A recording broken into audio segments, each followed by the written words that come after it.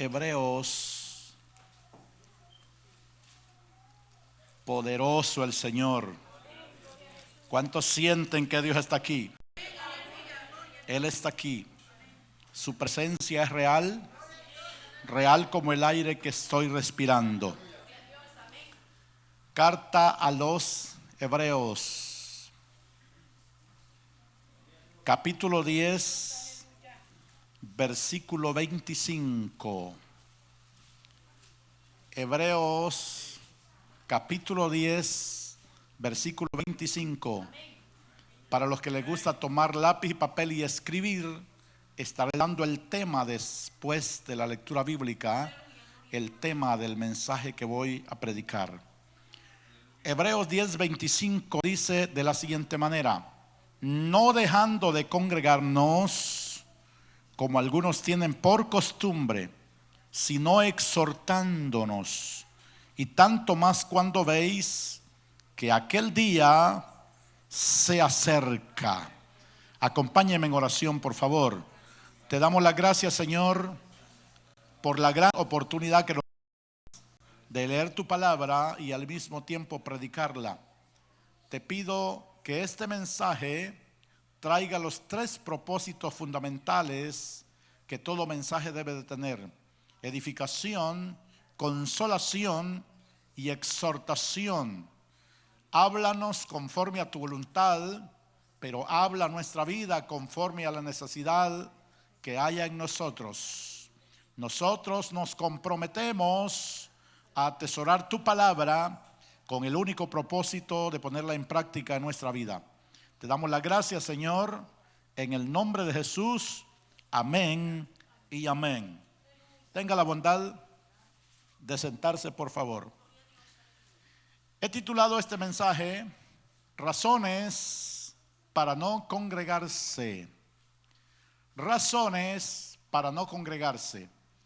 Quiero hacer la introducción diciendo que esta carta que acabamos de leer fue escrita a los hebreos, pero no se sabe con plena certeza, con plena seguridad, quién haya sido el escritor.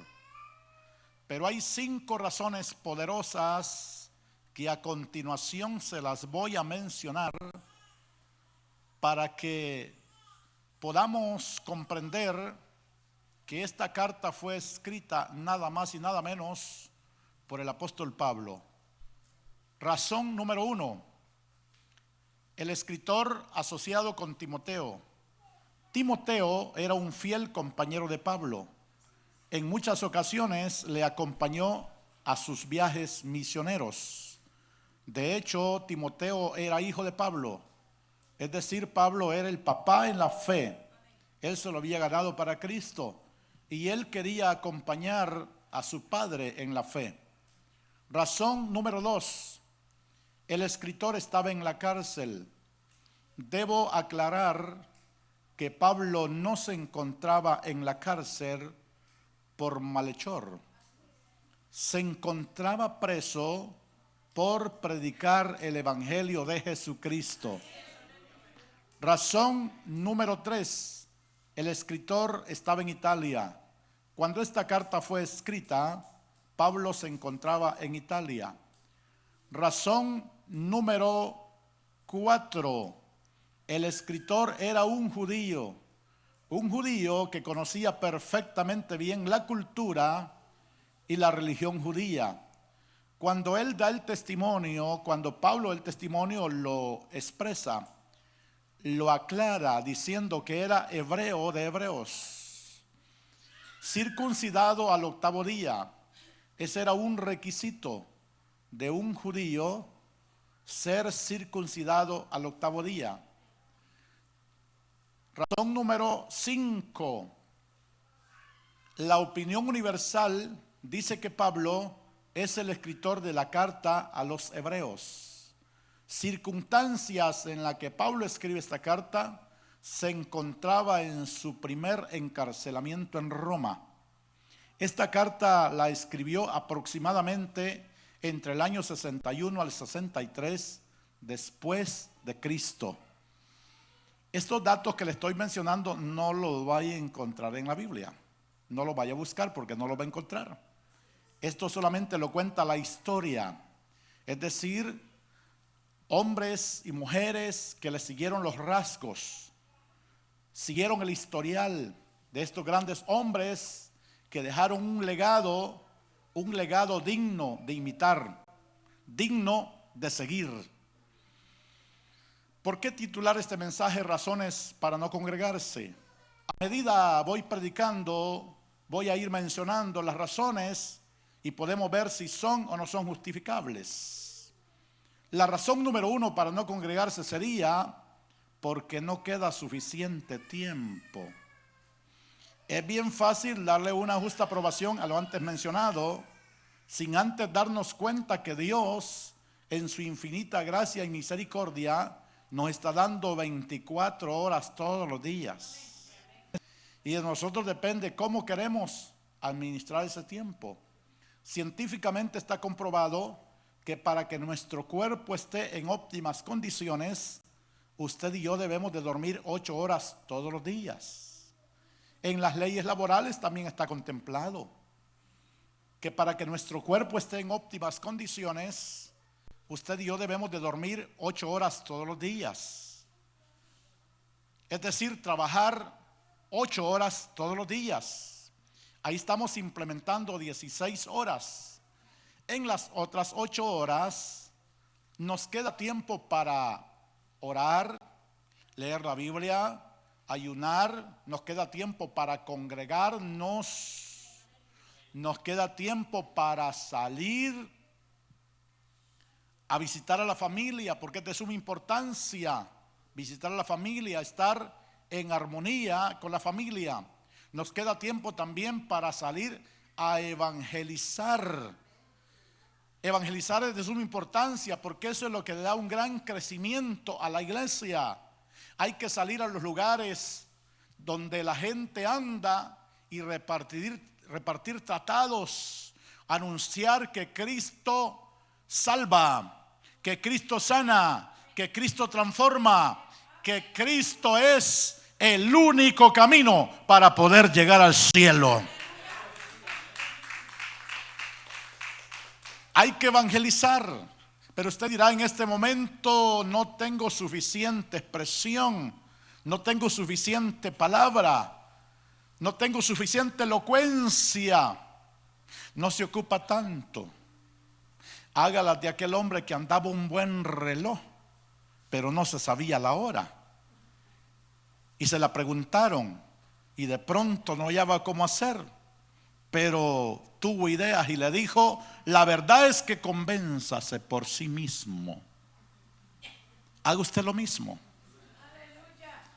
Cuéntele a los vecinos, cuéntele a las personas que usted tiene alrededor lo grande que ha sido Dios con usted, las maravillas que ha hecho el Señor con usted, y ya está evangelizando. Dígale que los cultos están bonitos, que están preciosos, y de paso dígale que le acompañe y que venga con usted y se siente en esa silla y que se convenza por sí mismo que aquí en esta iglesia se mueve el poder de Dios.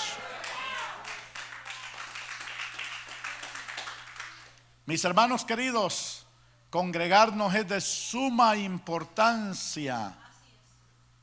Ya no se vale que usted diga: no tuve tiempo de congregarme. Cuando le dicen: ¿por qué no fue a la iglesia? ¿Por qué no fue a la oración? ¿Por qué no fue al ayuno? Ya no queda en sus labios decir: no tuve tiempo, porque 24 horas está dando el Señor. Más le vale que diga: no aparté el tiempo para estar en la iglesia, porque debemos de ser bien proyectados. Así como atendemos lo material, es bien importante que atendamos también lo espiritual. Lo material tiene que trabajar, tiene que funcionar a la par de lo espiritual. Pero debemos de entender que lo espiritual es lo eterno. Lo espiritual hay que darle mucha importancia. Qué bonito es cuando usted viene del trabajo bien cansada, bien cansado, pero los hijos ven que usted viene con ese buen objetivo de venir a la iglesia, de venir al culto.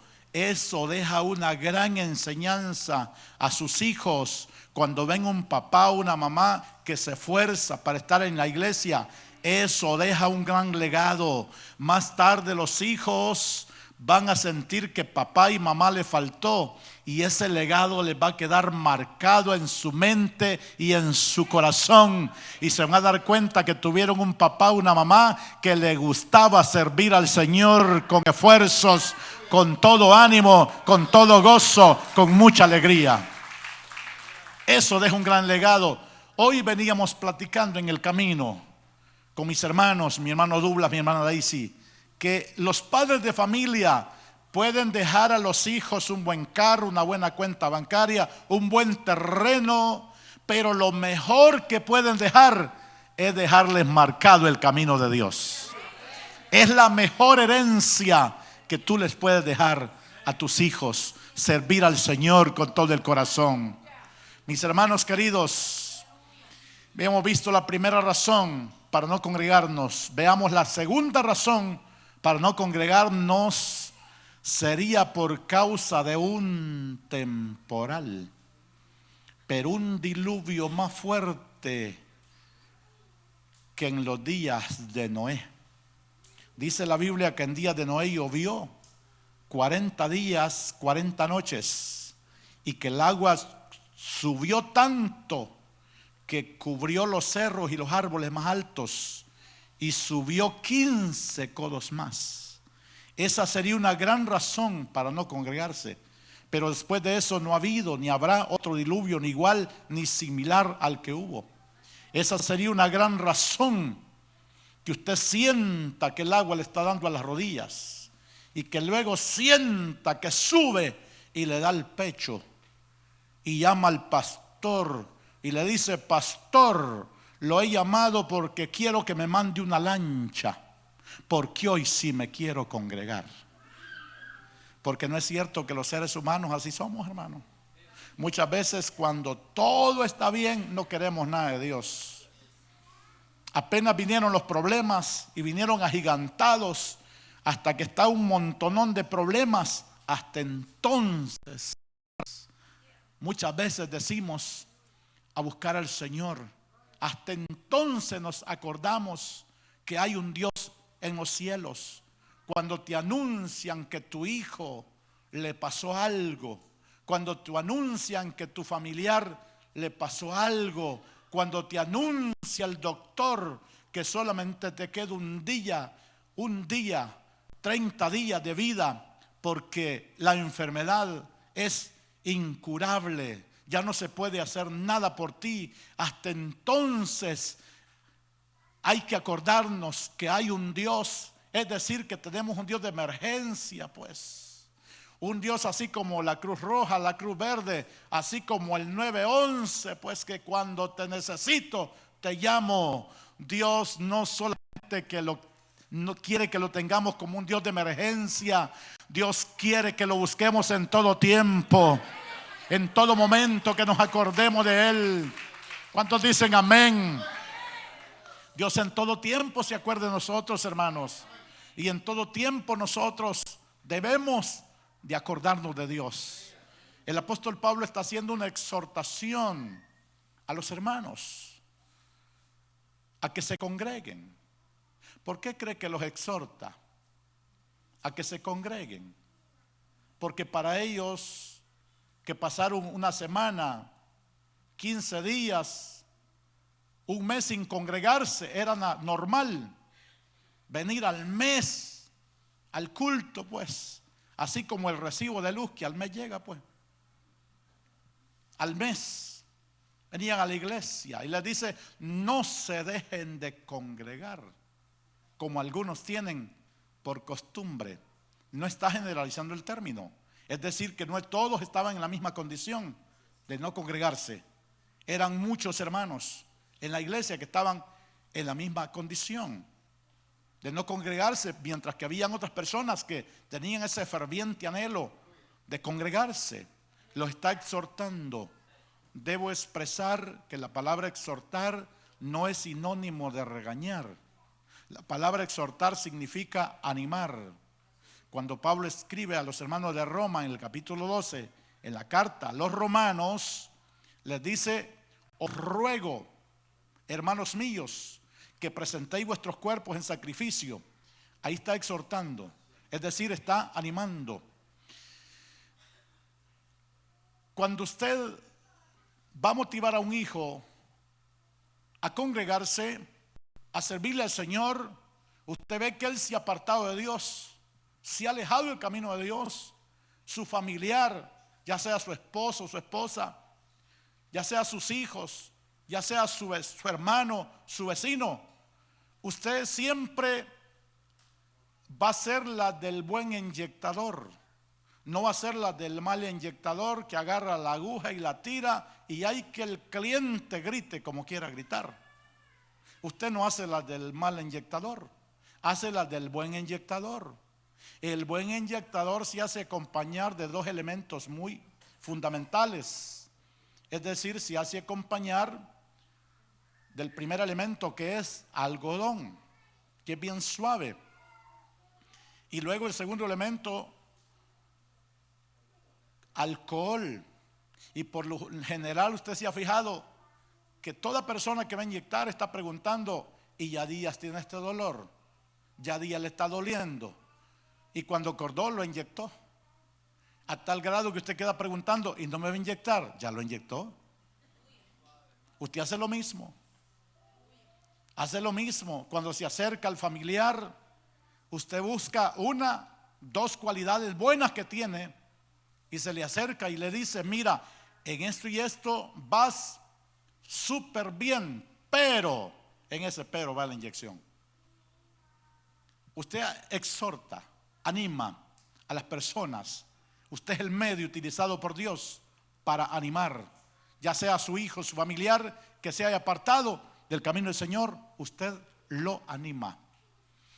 Tercera razón para no congregarse sería que le quede más lejos la iglesia que el lugar donde vino la reina de Sabá a visitar a Salomón. Dice la Biblia que la reina de Sabá había oído la fama y la sabiduría que Dios le había dado a Salomón y ella quería conocerlo. Según algunos comentaristas, dicen que la reina de Sabá tuvo que caminar 1500 millas, equivale a 150 días ida y regreso, aproximadamente entre 5 a 6 meses de camino. En ese tiempo no existían los medios de transporte que hay hoy: los trenes, los aviones, los buses, los barcos, los carros, no existían. Lo que habían eran caballos, mulas, burros, carreta alada con bueyes. Las carretas, los burros, lo que es los camellos eran utilizados, los burros para cargarlos, la carreta para poner carga. El caballo era el medio más rápido de transporte que tenían. Querían ir a dejar una razón, una carta, lo embardaban, se montaban, iban rápido.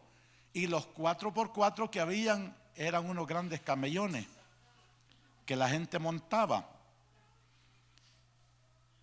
Esos no se pegaban en los charcales, los ríos se los pasaban.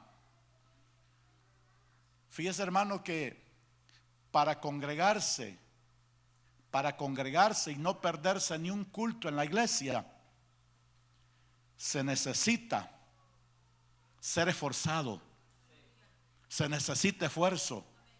Yo admiro la gente aquí en los Estados Unidos. Algunos en sus trabajos trabajan hasta 8, 10, 15 horas y apartan el tiempo para estar en la iglesia. Yo admiro ese esfuerzo. Ese esfuerzo, hermanos, quiero decirle que no quede en vano. Ese esfuerzo Dios lo premia.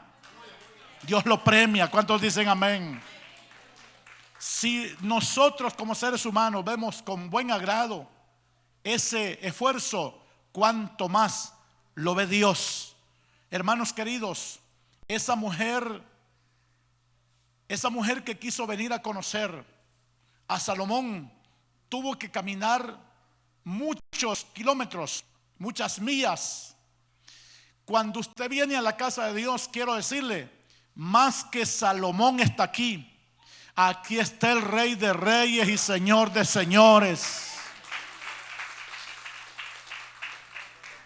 Para congregarse, no perderse ni un culto en la iglesia y nunca jamás apartarse de Dios, se necesita una verdadera pasión.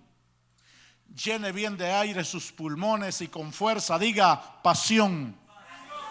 Eso se necesita, pasión.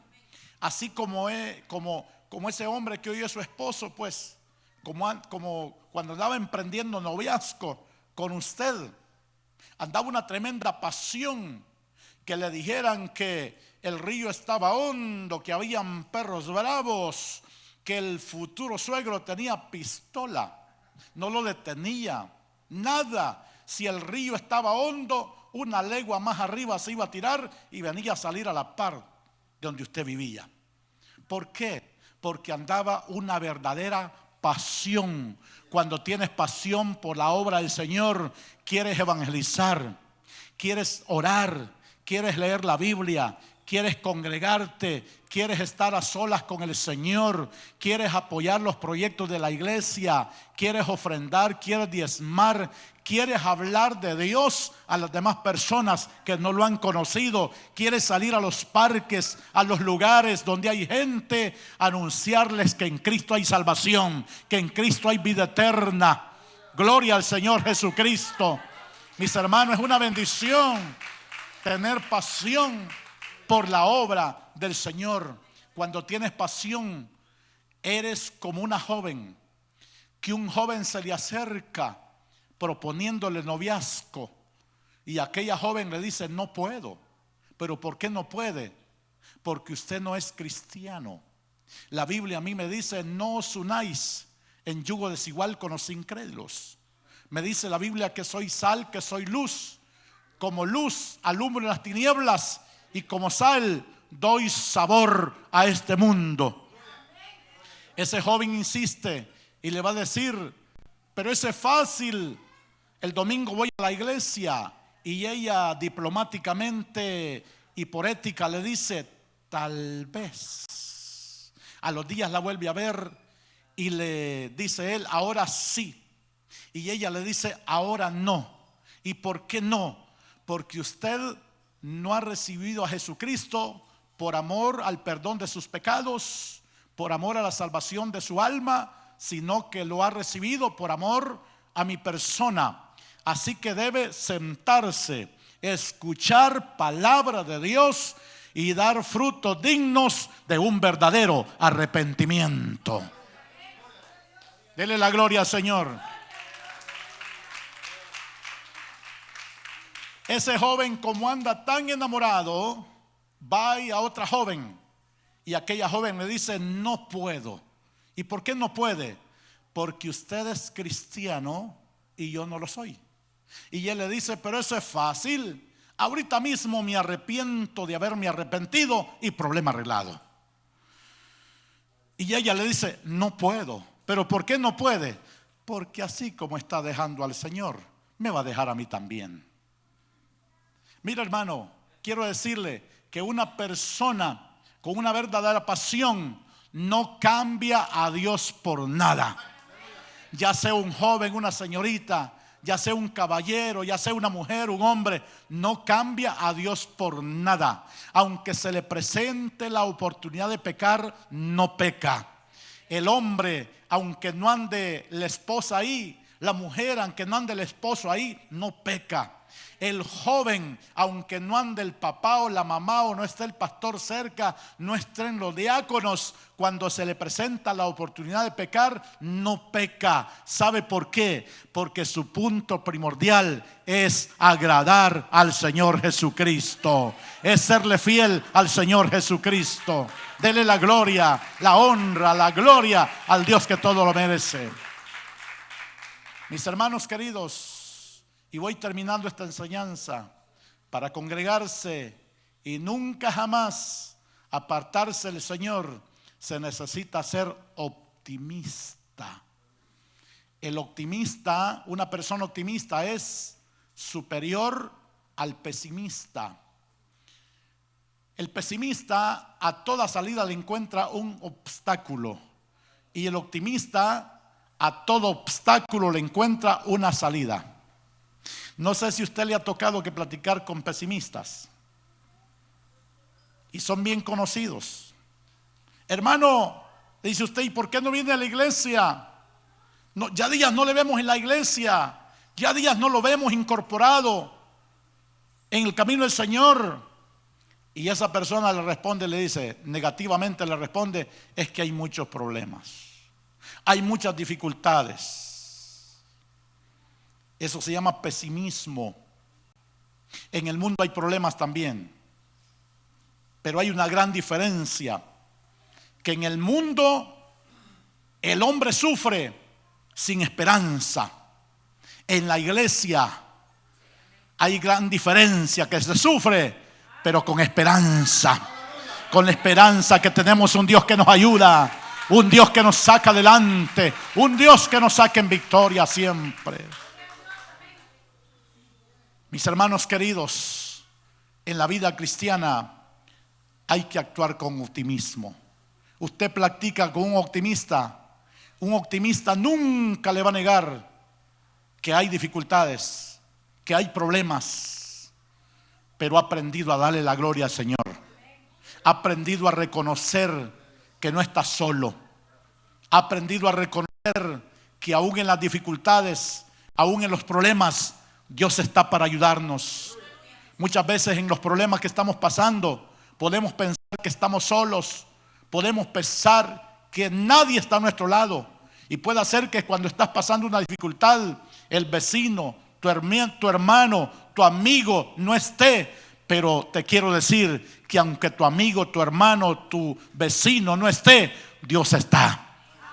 Dios está a tu lado para ayudarte, para sacarte adelante. Mis hermanos, hay que ser tan optimista como un señor que estaba a la orilla de la calle con un volcán de sandías. Gritaba y decía a la sandía: rojita, rojita, llévese una para que la disfrute con su familia. Y la pasó un tráiler y le aplastó una y estaba toda pálida. Alguien se le acercó queriéndolos animar y le dijo: ¿y cómo es que está diciendo que la sandía está rojita y está toda pálida? Y él, como era optimista, supo responder y le dijo: ¿y tú crees que fue poquito lo que le pasó encima? Tiene razón de estar asustada, tiene razón de estar pálida. Óigame, usted y yo, aunque estemos pasando dificultades, aunque estemos pasando problemas, pero siempre en el nombre del Señor levantamos banderas de victoria. Levantamos banderas de victoria y nos declaramos siempre vencedores y más que vencedores en Cristo Jesús. Pero usted dirá en este momento: pero hermano, ¿cómo levantar las manos al cielo? Lo que pasa es que usted no se da cuenta que el problema que estoy pasando es muy grande. Una cosa sé decirle: por muy grande que sea el problema que usted está enfrentando, no puede ser más grande que Dios, porque Dios es más grande que cualquier problema. Dios es más grande que cualquier circunstancia que usted se encuentre. Quiero que se ponga de pie, por favor. Vamos a aplicarnos la palabra de Dios. Levante sus manos. Voy a pedir a Dios fuerza para usted. Padre celestial, mira esas manos levantadas. de hombres y mujeres, Señor, que necesitan la fuerza tuya, necesitan la fortaleza tuya, Señor. Da fuerza a ese hombre, da fuerza a esa mujer, da fuerza a ese padre de familia, Señor. Da fuerza a esa madre de familia, Padre, para que sea un tutor, una tutora de sus hijos, Señor, para que pueda dar un buen legado, una buena enseñanza a sus hijos, Señor. Pon esa fuerza en mis hermanos de orar, de leer la Biblia, fuerza de congregarse, Padre, fuerza de servirte a ti con todo el corazón. Bendice al pastor de esta iglesia, Señor. Bendícelo en gran manera. Bendice los diáconos, Señor. Bendice los hogares de mis hermanos, Padre mío. Que no falte la bendición en esa casa. Que así como en la casa de la viuda de Sarepta no faltó la harina ni el aceite, en esa casa no falte tu provisión, Señor. No falte tu bendición. Que haya abundancia y sobreabundancia de bendiciones en todas las áreas de la vida. Que esa familia sea próspera.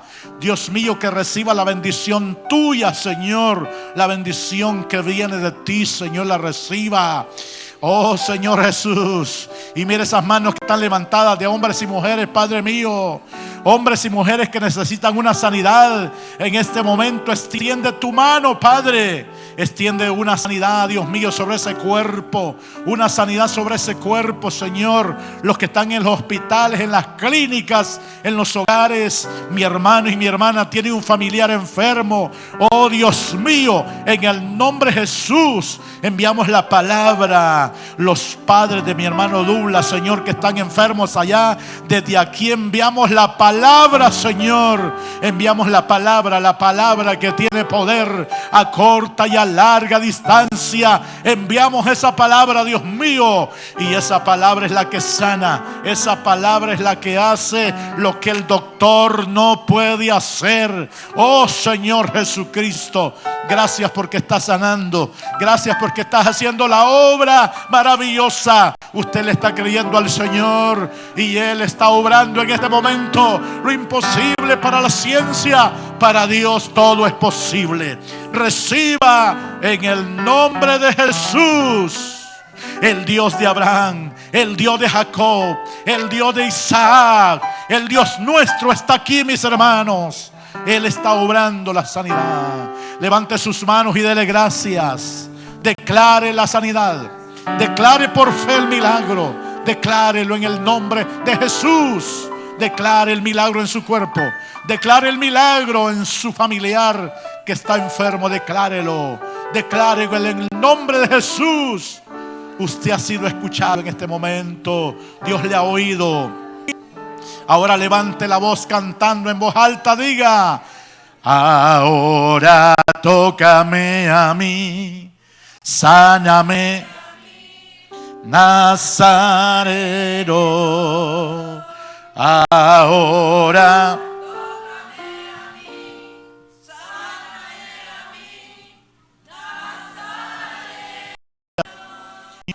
ahora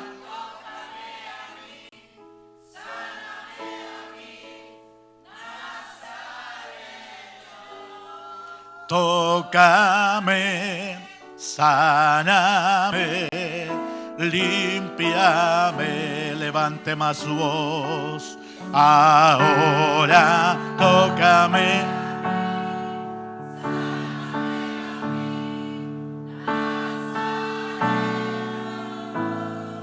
ahora tócame, Nazareno. Ahora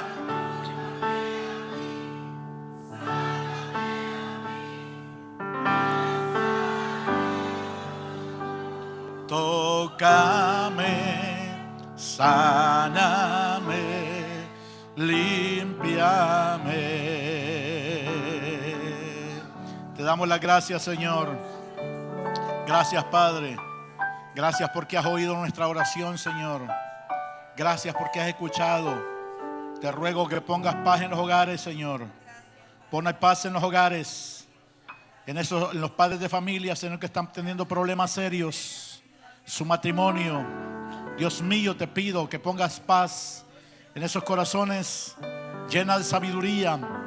Esa madre, ese padre de familia, llena de sabiduría, Señor, para que pueda dirigir a la familia. Oh Dios eterno, da salida a los problemas que están ocurriendo, Señor, en la familia. Da salida, Dios.